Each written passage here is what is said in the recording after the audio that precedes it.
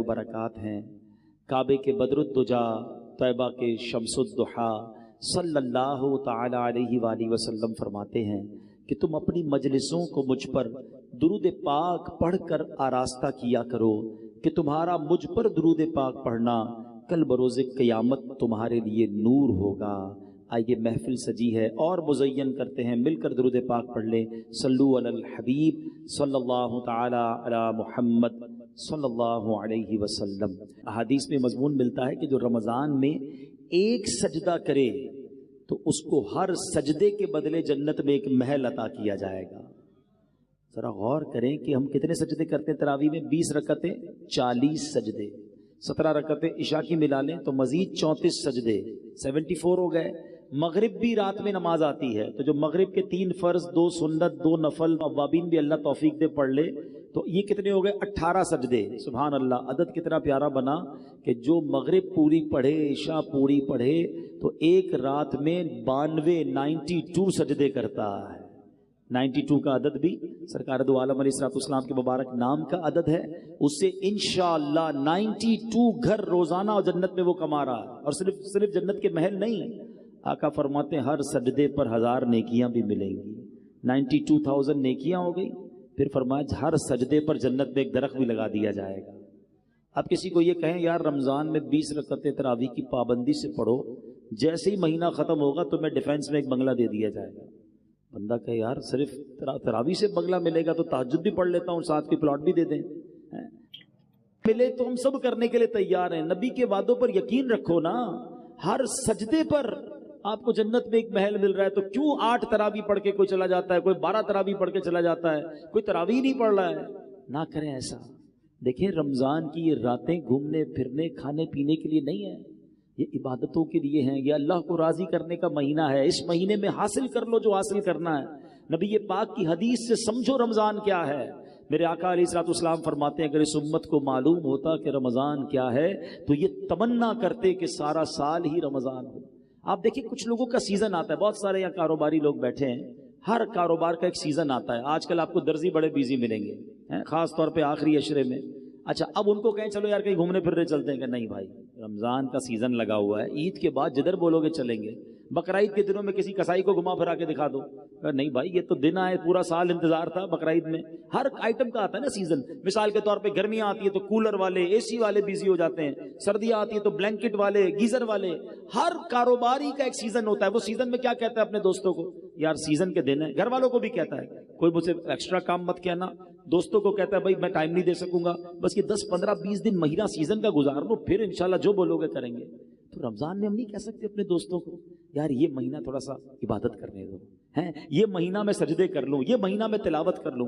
बल्कि रमजान में ऐसा लगता है दोस्ती यारी ज्यादा जाग जाती है। वो भी दोस्त बन जाता है जो सारा साल नजर नहीं आ रहा होता। वो भी क्रिकेट खेलता है जो पूरा साल क्रिकेट नहीं खेलता। और रमजान के क्रिकेट खेलने के लिए आया है। रमजान टूर्नामेंट मादअल्लाह जरी देखे लोग। अच्छा फिर एक तो क्रिकेट, दूसरा खाना पीना है। हालांकि भूखा रहने का महीना आया है लेकिन हम क्या कर रहे हैं, ऑल यू कैन ईट, सहरी ऑफर, इफ्तार ऑफर। अच्छा दोस्त भी एक दूसरे से मिलकर एक ही सवाल कर रहे होते हैं, और सुनाओ आज सहरी किधर करनी है, आज इफ्तार पे किधर चलना है। तो भाई ये पूछो ना आज तिलावत किधर करनी है, आज जिक्र किधर करना है, आज महफिल में कहां जाना है, आज तहज्जुद किधर पढ़नी है। ये बातें नहीं हो रही हमारी।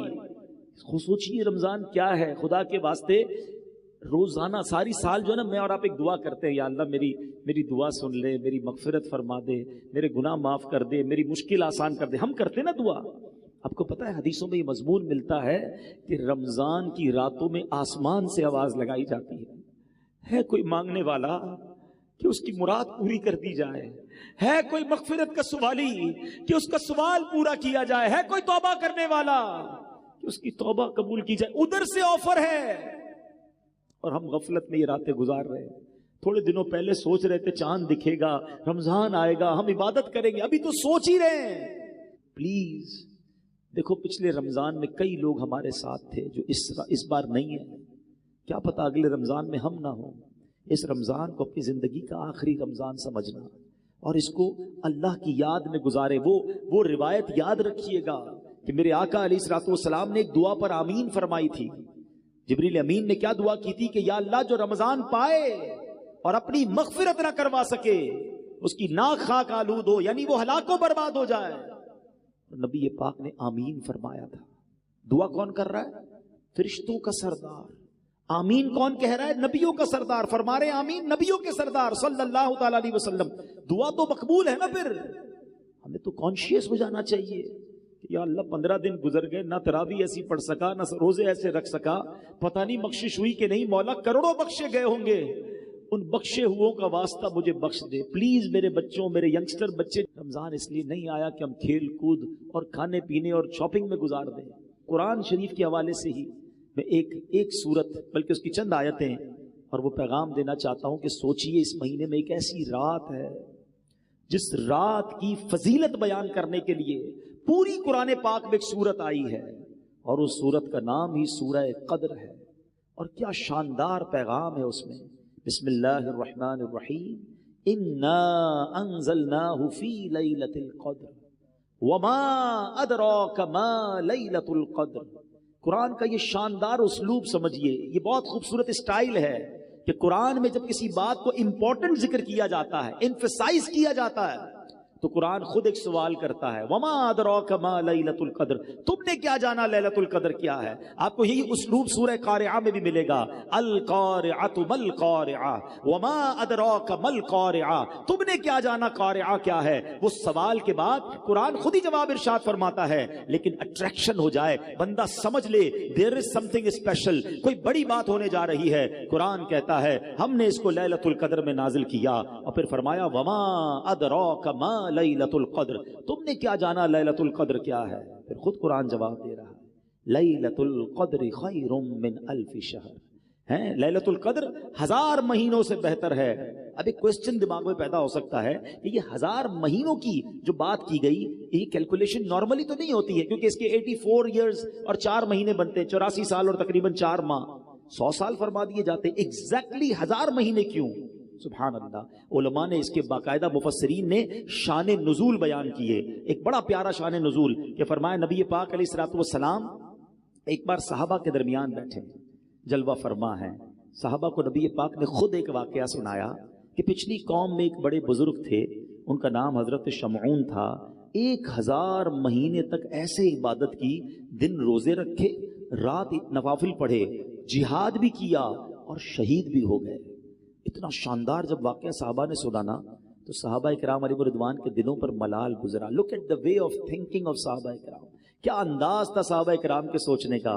کہتے حضور یہ پچھلی قوم والے تو آگے بڑھ گئے، اتنی ساری عبادت، 1000 مہینے کی عبادت، ہماری تو عمر ہی تھوڑی ہے، 84 سال 4 مہینے ہم تو زندہ ہی نہیں رہتے، نارملی لائف تو ہماری نہیں ہے اتنی، اور اگر جی بھی لیں تو عبادت کہاں سے کریں گے، بڑھاپے میں کہاں سے عبادت ہوگی؟ کہ حضور ہماری عمریں تھوڑی، پچھلی قومیں تو آگے بڑھ گئیں۔ اب یہاں ذرا رکتا ہوں اور اپنا حال ہم چیک کریں، ہم افسوس کس بات پر کرتے ہیں؟ کسی کا گھر دیکھ کر آ جائیں، او ہو اتنا بڑا بنگلہ، اتنی گاڑیاں بھی گن لیتے لوگ، بلکہ کچھ لوگ تو قیمت بھی نکال لیتے، پارکنگ میں اتنے کروڑ کی گاڑی کھڑی تھی۔ او اللہ کے بندو تم، اچھا پھر افسوس، اپنا گھر برا لگنے لگتا ہے، اپنی نعمتیں کم لگنے لگتی ہیں کہ اتنی ساری زندگی بھی محنت کروں تو میں اس کے مقابلے میں نہیں پہنچ سکوں گا۔ یہ صرف دنیا والوں کو دیکھ کر افسوس کیوں ہوتا ہے ہمیں؟ یہ ذہن نہیں تھا صحابہ کرام کا۔ انہوں نے کہا حضور وہ نیکیوں میں آگے بڑھ گئے، ان کی عمریں زیادہ تھیں۔ مجھے ایک بات بتاؤ نا، کسی بڑی گاڑی والے، کسی بڑے بنگلے والے، کسی دنیا میں ترقی کرنے والے کو دیکھ کر دل میں افسوس ہوتا ہے؟ کبھی ایسا نہیں ہوا کہ کسی تہجد گزار کو دیکھ کر خیال آئے یار یہ تہجد پڑھتا ہے میں نہیں پڑھتا ہے؟ کسی عالم دین کو دیکھ کر خیال آئے، ماشاءاللہ علامہ صاحب ہمارے ساتھ بیٹھے ہیں، ان کی عمر کے کئی لوگ ہم میں سے موجود ہیں، یہ خیال نہیں آیا کہ میری ان کی عمر ایک ہے، یہ عالم بن کے میں نہیں بن گیا؟ کسی مفتی کو دیکھ کر، کسی حافظ کو دیکھ کر کہ یار اس کے دل میں پورا قرآن ہے، میں قرآن یاد نہیں کر سکا، یہ کیوں خیال نہیں آتا کہ یہ جنت کی طرف آگے بڑھ رہا ہے اور میں پیچھے رہ گیا؟ صرف دنیا میں لوگوں کو ترقی کرتے ہوئے، یہ ہمارے سرکل ہی الٹا ہے۔ ہمیں اگر زندگی پرسکون گزارنی ہے تو نیکیوں میں اپنے آگے والوں کو دیکھیے اور نعمتوں میں اپنے پیچھے والوں کو دیکھیں کہ دیکھو وہ لوگ کتنی تکلیف میں ہیں اور اللہ نے مجھے کروڑوں سے اچھا بنایا ہے، میرے ہاتھ پیر سلامت ہیں۔ آج بھی رمضان میں کئی لوگ ہیں جن کے گھروں میں افطار کے لیے نہیں ہے، بیچارے روڈ پر آ کر افطار کرتے ہیں۔ اللہ نے مجھے اور آپ کو کیسے وسیع دسترخوان دیے ہیں، ارے مجھے تو شکر ادا کرنا چاہیے تھا، مگر جب کسی مالدار آدمی سے ملا، جب کسی کے گھر پہ گئے، جب کسی کی ذرا ثروت دیکھی تو بہت سارے لوگ اپنے اندر ہی اندر مایوسی کی کیفیت میں آ جاتے ہیں۔ نکلو ان چیزوں سے باہر، سیکھو صحابہ کرام سے۔ اب جب صحابہ کرام نے نبی پاک سے کہا نا حضور یہ لوگ تو آگے بڑھ گئے، تو سبحان اللہ نبی پاک کے دل اقدس پر کچھ ملال گزرا. ہائے ہائے، مصطفیٰ کریم کے دل اقدس پر ملال گزرے، رنج گزرے، یہ رب کو کب گوارا ہے. جبریل امین آتے ہیں، کہتے حضور غم زدہ نہ ہو، آپ کی امت کو اللہ نے ہر سال ایک رات ایسی دے دی ہے جو اس رات میں عبادت کرے گا اللہ حضرت شمعون کی 1000 مہینے کی گئی عبادت سے زیادہ ثواب عطا فرما دے گا.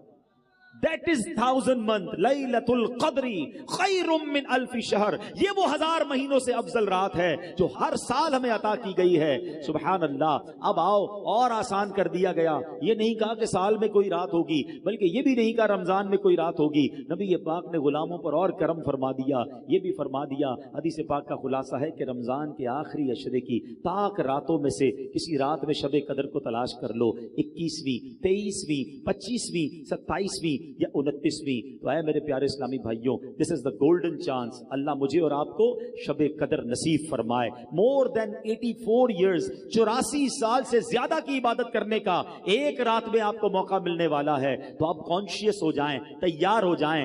آخری عشرہ گھومنے پھرنے اور شاپنگ سینٹر میں مت جانا، یہ فوکس کر لیں. سب سے بہترین طریقہ کیا ہے شب قدر کو پانے کا؟ علماء کہتے ہیں بندہ اعتکاف کر لے. جو اعتکاف کرتا ہے نا اس کو تو شب قدر اللہ کے گھر میں ہی مل جاتی ہے. تو جہاں جہاں ہو سکے اعتکاف کریں. دعوت اسلامی کے تحت بھی دنیا بھر میں اعتکاف کروائے جا رہے ہیں. تو جہاں آپ کی محلے میں عاشقان رسول کی مسجد ہو، جس سے بن سکے دعوت اسلامی والوں کے ساتھ اعتکاف کریں گے تو فائدہ یہ ہوگا کہ آپ کی اعتکاف میں بھی تربیت ہوتی رہے گی، بہت ساری باتیں مزید سیکھ جائیں گے. اعتکاف نہیں کر سکتے تو پھر آج میرا ایک مشورہ لے لیجیے. یہ 5 طاق راتیں طاق میں رکھیں، ٹارگٹ میں رکھیں، مس نہیں ہونی چاہیے. کیا کیا کرنا ہے؟ سب سے پہلے تو یاد رکھیں جو عشاء کی نماز اور فجر کی نماز باجماعت پڑھتا ہے اسے پوری رات عبادت کا ثواب ملتا ہے. یہ عادت تو سارے سال کی بنا لیں، اللہ توفیق دے. سارا سال ہی عشاء اور فجر سے جماعت سے پڑھ لیا کرو، ہر رات عبادت کا ثواب مل جائے گا. لیکن ایٹ لیسٹ طاق راتوں میں عشاء بھی، تراویح بھی اور فجر یہ باجماعت آپ نے پڑھنی ہے. ماشاءاللہ کئی مسجدوں میں صلاۃ التسبیح ہوتی ہے، صلاۃ التسبیح ادا کریں.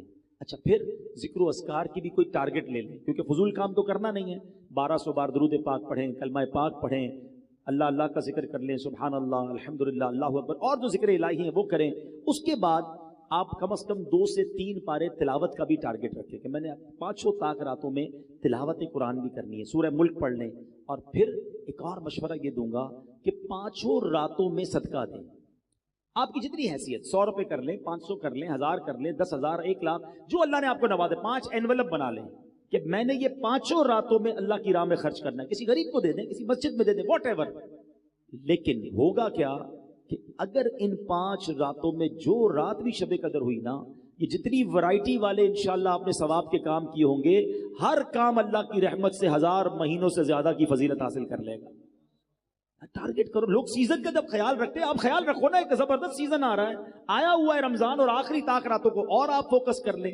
اور پھر آخری بات دیکھیں، رمضان میں ماشاءاللہ مسجدیں بھی بھری ہوئی ہیں، نمازی بھی ہیں.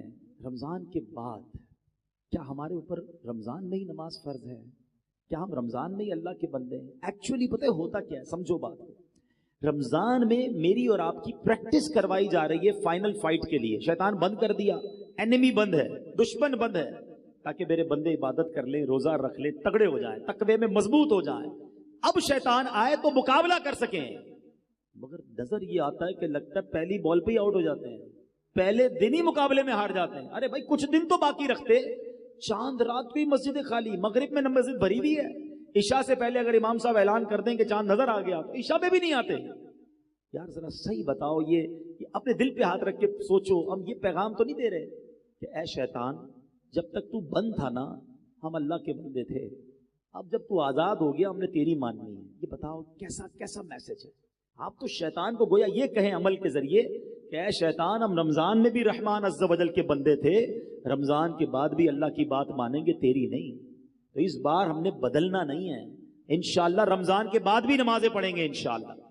اچھا یہ کیوں نہیں ہوتا ہے؟ ریزن ڈھونڈتے ہیں. What is the reason behind this? وجہ کیا ہے؟ ہر بار توبہ کرتے ہیں، 27ویں شریف کو رو رو کے توبہ کرتے ہیں، کئی لوگ تو اعتکاف کرتے ہیں. پھر کیا ہوتا ہے کہ یار یہ عید کے دن میں ہی غائب ہو جاتے ہیں اور پھر اس کے بعد نظر ہی نہیں آتے. اس کی بڑی وجہ پتہ ہے کیا ہے؟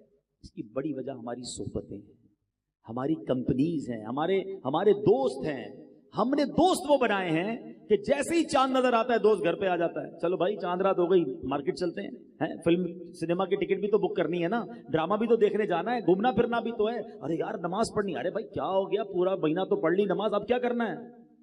ایسے دوستوں میں رہو گے تو کیسے نمازی بنو گے؟ دوست وہ ہوتا ہے جس کو دیکھ کر خدا یاد آ جائے۔ کوئی ایک دوست ہے آپ کا اور میرا ایسا جس کو دیکھ کر خدا یاد آئے؟ ہم نے تو ایسے دوست بنائے جس کو دیکھ کر سنیما یاد آتا ہے، الٹے کام یاد آتے ہیں۔ نہ کریں ایسا۔ اگر یہ سوچ لیا ہے نا کہ اب رمضان میں نیک بنا ہوں اور سارا سال نیک بننا ہے، we have to change over company. ہمیں اپنی صحبتوں کو دیکھنا ہوگا۔ اچھوں کی صحبت تجھے اچھا بنا دے گی، برے کی صحبت تجھے برا بنا دے گی۔ دعوت اسلامی کا ماحول آپ کے سامنے ہے، کروڑوں لوگوں کی زندگیاں بدلی ہیں، لاکھوں نوجوان چہرے پہ داڑھی سجائے، سر پر امامہ سجائے، آپ کو کہاں سے نظر آ رہے ہیں؟ بدلے نا۔ میں تو آپ کو اس ہاسپٹل کا پتہ بتا رہا ہوں، اس شفا خانے کا پتہ بتا رہا ہوں۔ آپ بھی کبھی کبھی کہتے ہیں صحیح ڈاکٹر بتاؤ جس سے علاج صحیح ہوتا ہو۔ آپ نے کوئی پریکٹس کی ہے تو بتانا، مجھے بھی آپریشن کرانا ہے۔ میں تو آپ